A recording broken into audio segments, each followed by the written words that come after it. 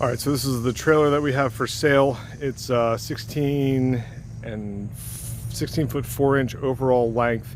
Interior's 13 foot 4 inch and a little under 6 feet wide. Don't quote me on those dimensions. I will put a link in the description for the document with the column highlighted for this model specifications. So as you can see on the roof, there's two 395 watt solar panels, and you can see that there's a little fan, I think it's a Camco fan. It's a Pace Journey, if I didn't already say that. Here outside we have a 30 amp plug wired up to the inside. It has a standard hitch jack, all that fun stuff. Outside here we've got a combo Dometic 3-burner propane stove with a sink, glass top. It was a dig and dent, so it's got a little the corner has to be bent back into place there. But this thing's like, I don't know, $600 brand new, $500 brand new, something like that. We also have these hangers that we were going to use on a rod. They're security hangers, so they don't come off of the rod, so when you're jostling down the road, nothing gets knocked off. This is a spare ring for the window, which we didn't have to use. They sent us a second one. All of this is parts. So there's electrical connectors. This is all stuff for the diesel heater, including an extension hose. And there's the crimpers for the clamp connections, and then a bunch of other stuff that we would have used if we had continued building this trailer. So on the interior, we've got the fan up there, which also has a light. Fan is fully functional. It pulls, oh, sorry. It pulls just enough air to get good ventilation. It locks firmly shut, and obviously there's a light ring. And then all along the top edge here is lights, which are colored. These ones, I just disconnected them. We were in the midst of doing a bunch of stuff and we decided to stop working on the trailer. So I disconnected them, but they are easy to reconnect. The wires are right there. Just need to do that. The lights have a remote control, and they can go all kinds of fun colors. They can do cool, warm white, they can do cool white, and anything in between. And then they do like other stuff. That's like candlelight, and you can independently adjust the brightness and the color intensity. Control the speed. There's all sorts of fun stuff you can do with these. So anyway, put them back to where they go. I also have, this can control 4 zones. We have a set of these lights and a power supply for the back, the rear as well, which we didn't install because we didn't get that far, but you can control all of that with that remote or this remote, which we were going to install right here. So it was going to get installed here along with, and it's battery operated, so it doesn't need to have wires run. That is wiring for the original dome light that was in here, and technically that original dome light is, the wiring for it runs right up to the center of this joist here. So you can run that back in there, and then as soon as you walk in, you just flip a little 12-volt switch right there, and you have just enough light to get stuff done inside. And yeah, so anyway, window obviously goes up, goes down, it seals This is the diesel heater. So I don't know if I disconnected power to it. Oh, I did disconnect power to it. So anyway, just need to put a fuse in the box, and that thing runs. It is more than sufficient to heat up this entire thing. There's the hoses for it.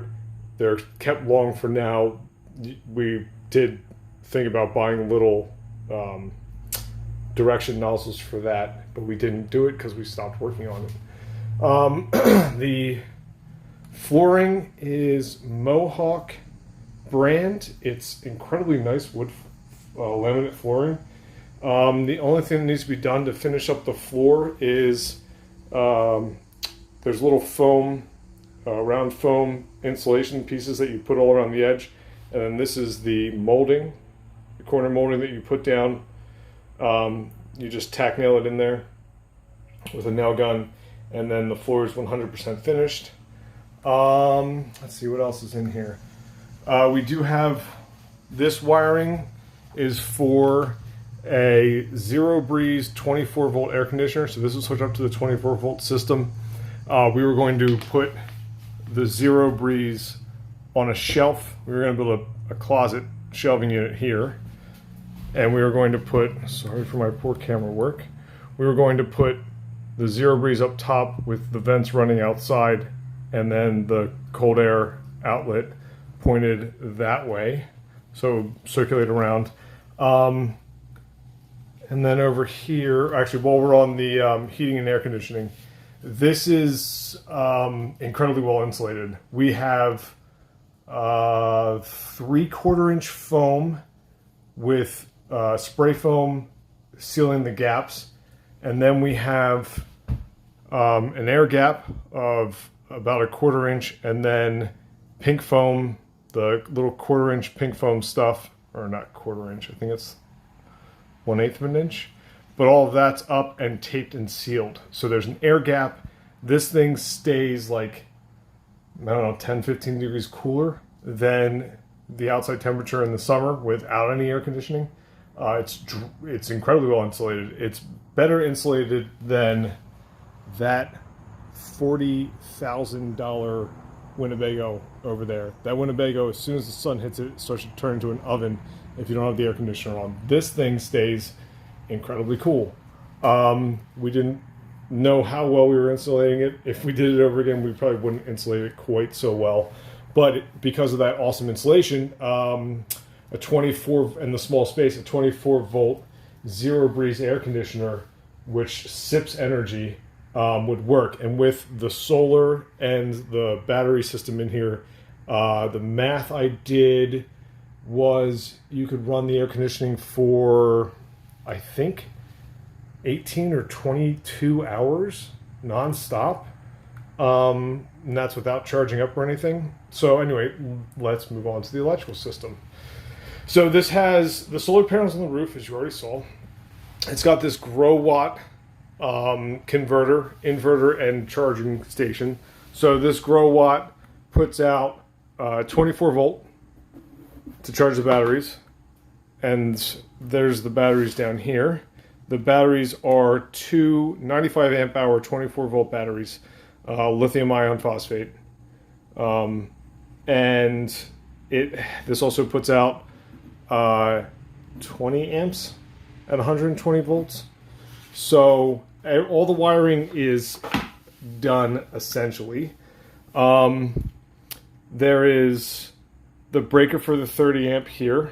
There is a breaker for 120 volts. So this needs to be wired to this. There's a second breaker, I think, or you can just order another one. One of the breakers would serve the rear, and one of the breakers would serve interior. So you just put a 120 volt plug here. We were going to build a cabinet to enclose all of this so that you don't see it and you don't hear the Growatt, because the Growatt does make a little bit of noise. Like, I don't know if you can hear that, but it makes a little bit of noise. It's not a lot. It's charging right now. The batteries and all of this are good to go. Each battery has a heater. The digital display on that broke a little bit. They're cheap digital displays. But basically, if the temperature in the bottom of the battery drops down, or in the middle of the battery drops down to 38 degrees, the heaters kick on, and they just keep the batteries above freezing so that you can charge them in the winter, and you don't have to worry about discharging or charging frozen batteries, because you don't want to do that with lithium ion phosphate. These are for running 24 volt to the rear. We've got 24 volt there, and we've got 12 volt there. So you can get anything that goes 12 volt, anything that goes 24 volt. We have spare fuses for all of that. 24 volts just more efficient for wiring. You can run smaller wires, longer distances, all of that fun stuff. With the whole electrical system, we were, like I was saying, we were gonna build a cabinet, 90-degree corners and all of that stuff, all the way up, and then we were gonna have a shelf in there, and then that would be like storage above it. The Growatt, you want to give it a little bit of air space because it does generate a little bit of heat. Fireball, so you would put this, it would hang, it has a hanger, and you would hang it inside the cabinet in case the worst happened. It can extinguish everything, but if the LiFePo batteries were to catch on fire, which they shouldn't, they're well manufactured. I will put a link to the manufacturer. Oh, it's Big Battery. BigBattery.com is the manufacturer. Great company. Love dealing with them. Got me a good deal when I bought the batteries and all that fun stuff. So with that, the 120 volt, all of the wiring, all of the lights that you see up top, what we were going to do up there was we were going to get some crown molding that just goes out in a 45 and just covers up all the wiring so that you don't see it, and still allows the light to come out and sort of cascade. We were going to paint the ceiling bright white, not an eggshell though, like a matte white, so that it would reflect the light better. It's enough lighting for in here, and that's it for the interior. So we'll go to the exterior. Oh, obviously smoke detector, carbon monoxide detector. That technically should get moved down low since it's a carbon monoxide detector. We got that primarily for safety, but also just because with the diesel heater, you want to be safe. So, let's see, what else? There's all that stuff. I already showed you that. Okay, so in the front here, real quick, there's a stabilizer at each corner. Let me see if I can zoom in here. Sorry, I'm like an old fuddy-duddy. So there's a stabilizer at each corner. They are not jacks, they're stabilizers.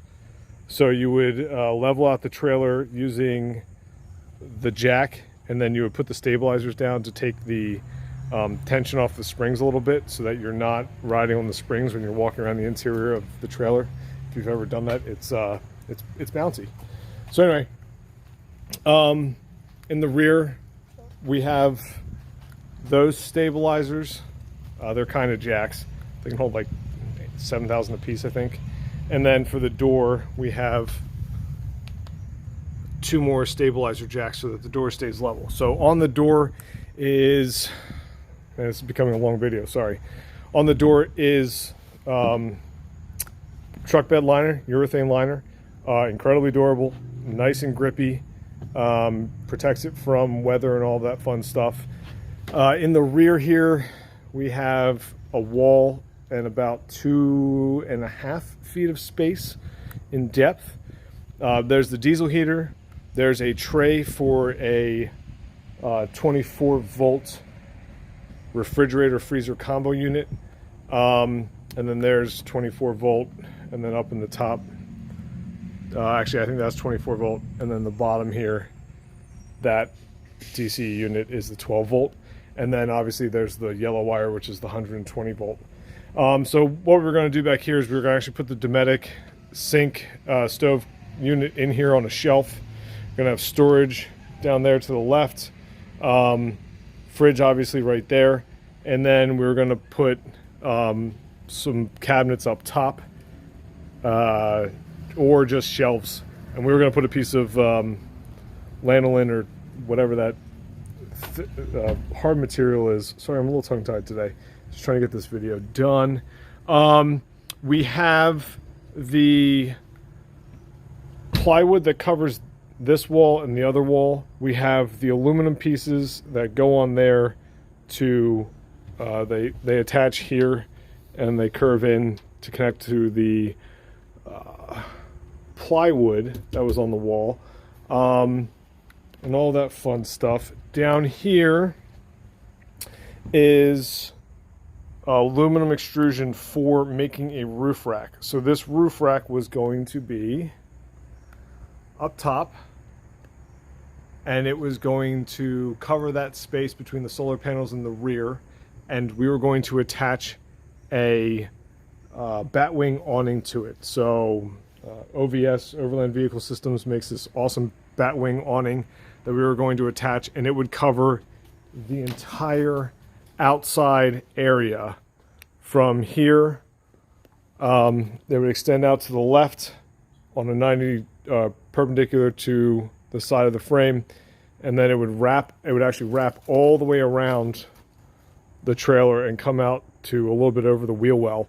And then we were going to put a second awning, just a regular, rollout awning for a trailer, to make up the space over the door so that you could go from the door to the back of the trailer without getting soaking wet or blasted by the sun or whatever.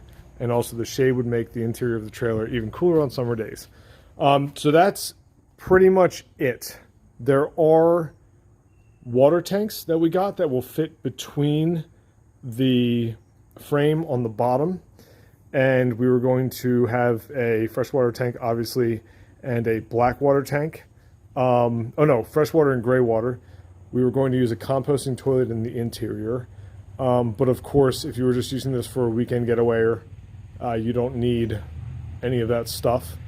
But the water tanks will come with this. And I think that's pretty much it. If you were going to do the water tanks, there is that which would get mounted on the side of the trailer. I was going to have all of the plumbing come up and back down right there, including fill and all of that stuff on the left side, as far away from the electrical stuff in the interior as possible. And for the rear of the trailer, there are two locks there that lock the trailer shut. And I think that's pretty much it. That's all I can think of.